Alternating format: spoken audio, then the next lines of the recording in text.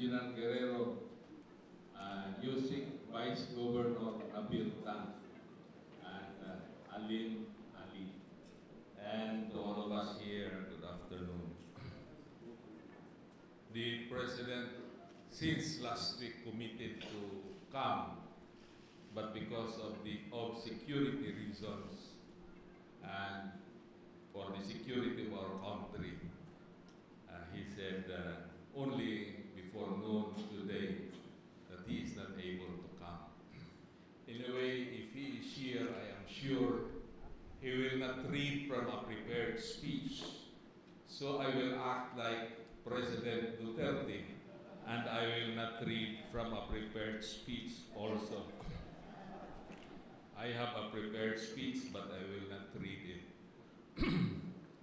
So many of you were surprised when I said that I spent 9 years in the seminary here at Davao City, Rimase.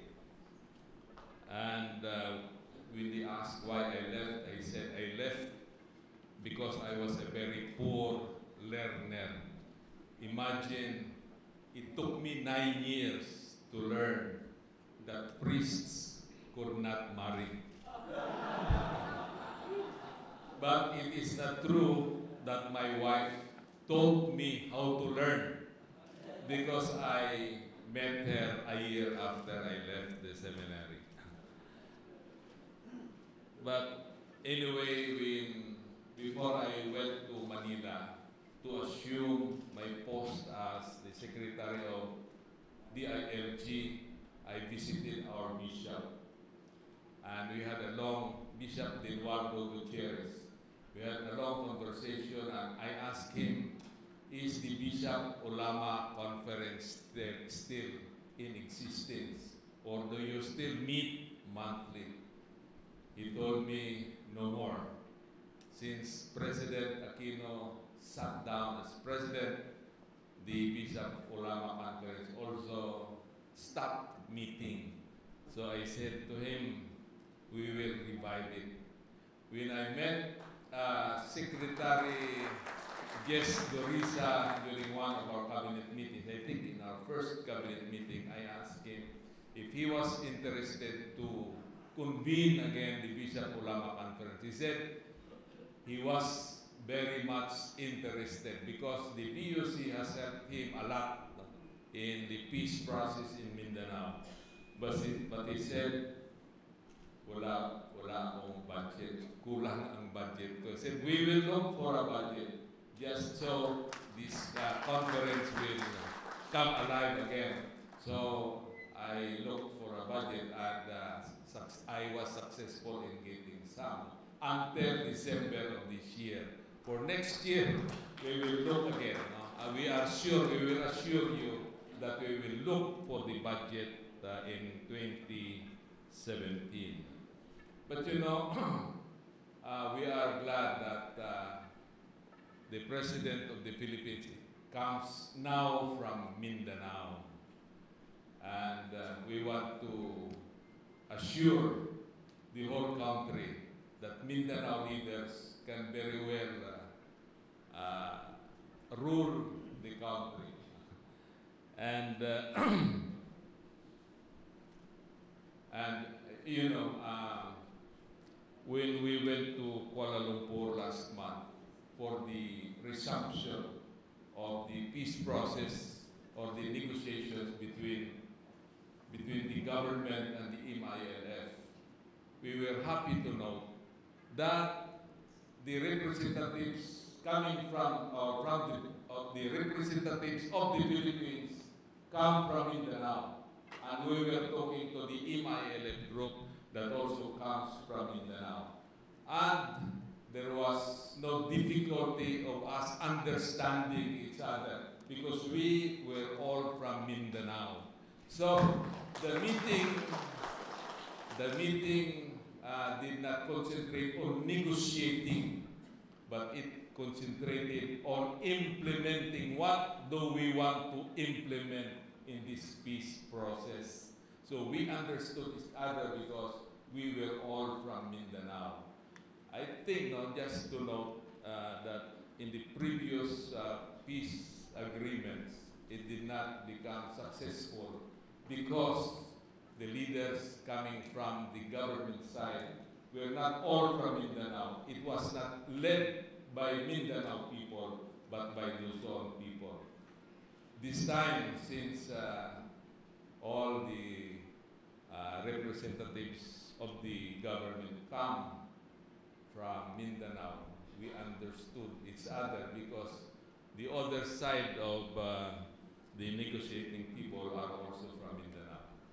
And we are very glad that the President is backing us up.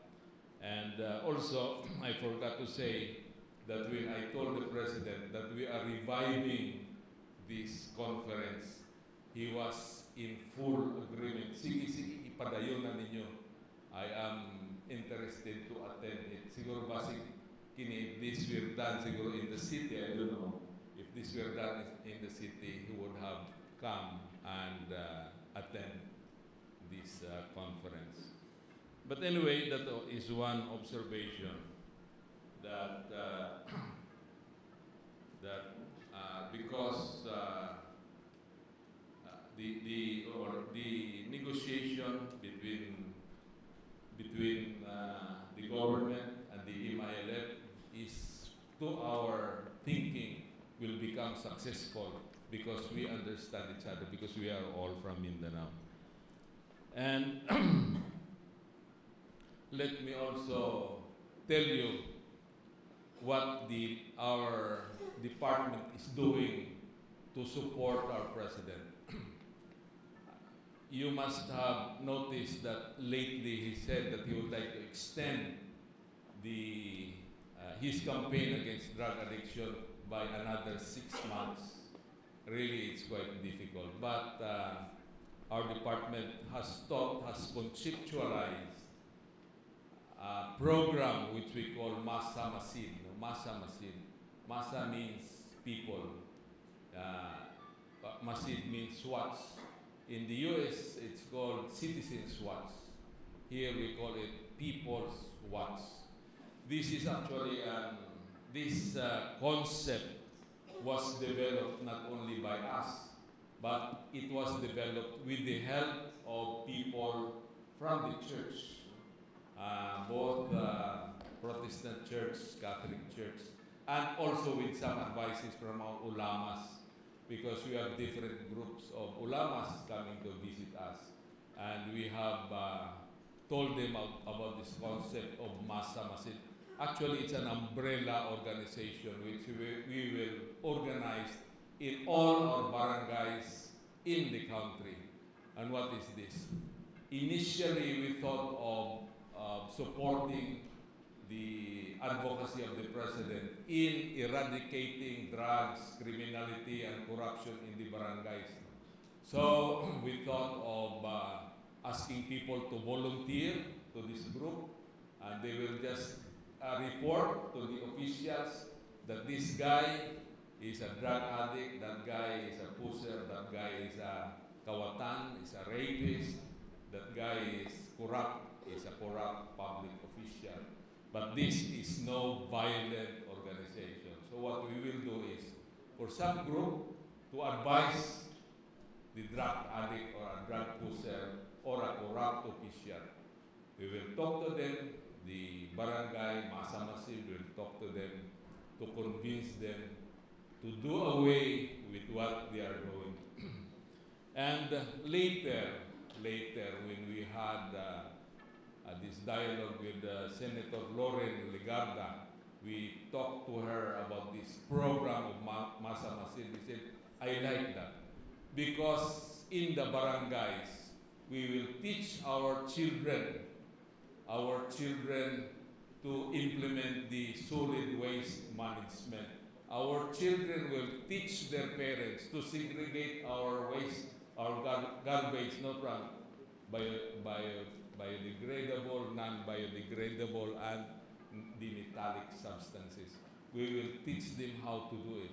And also, We also thought when I went to Kuala Lumpur to study about the Blue Ocean strategy, strategies which are creative and innovative, and they have institutionalized volunteerism in practically all their municipalities and barangays in Malaysia.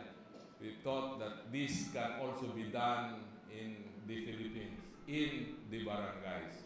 So we thought of encouraging students from the elementary, high school, and college to join the Masa Masid, to volunteer first to clean their streets and to plant trees along their streets, or to put up gardens at the back of their backyards or at their backyards.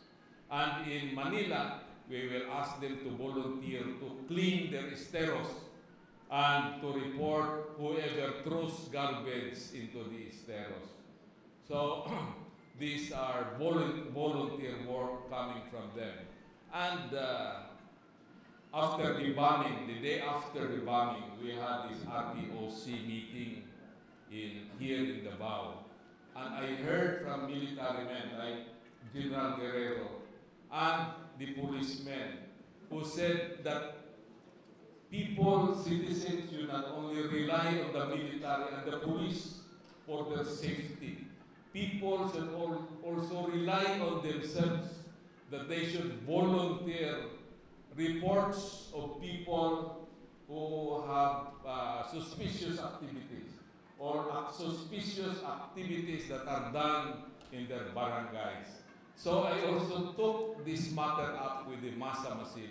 In order for us to have a peaceful barangay, then we need the cooperation of everyone in the barangay to report to our military men and our police the suspicious activities of anybody, so that we can prevent acts of terrorism in our barangays.